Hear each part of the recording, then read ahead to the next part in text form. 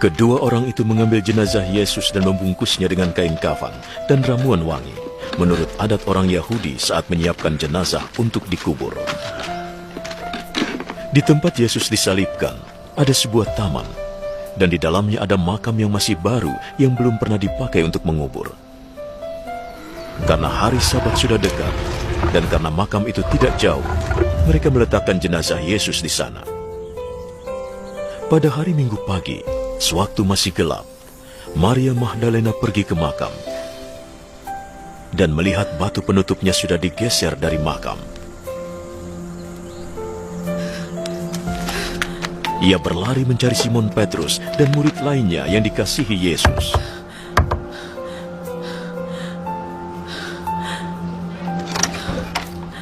Tuhan sudah diambil dari kuburnya. Aku tidak tahu di mana dia diletakkan. Lalu Petrus dan murid lain itu pergi ke makam. Kedua orang itu berlari, tapi murid lain itu berlari lebih cepat dari Petrus dan tiba lebih dulu di makam.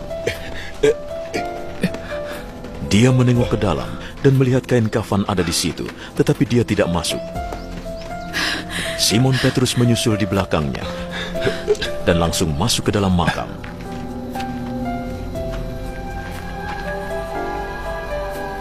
Ia melihat kain kafan terletak di situ, juga kain yang menutupi kepala Yesus.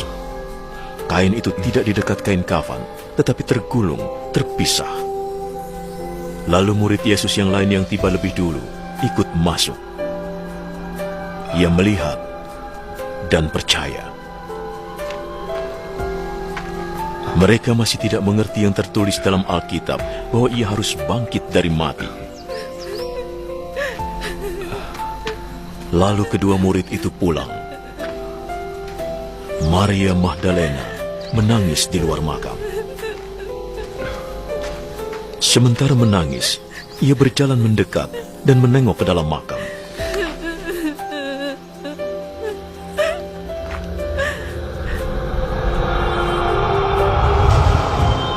Ia melihat dua malaikat di sana, berpakaian putih, duduk di bekas tempat jenazah Yesus, satu di bagian kepala, satu di bagian kaki. "Ibu, mengapa engkau menangis?" mereka bertanya. Mereka mengambil jenazah Tuhanku. Aku tidak tahu di mana mereka meletakkannya. Ia menengok ke belakang dan melihat Yesus berdiri di situ.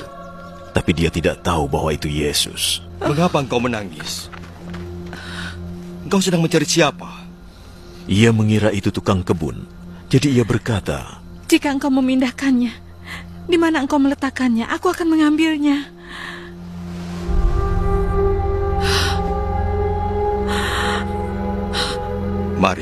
Maria menoleh padanya dan berkata dalam bahasa Ibrani, Rabuni. artinya guru. Jangan pegang aku, karena aku belum naik kepada Bapa.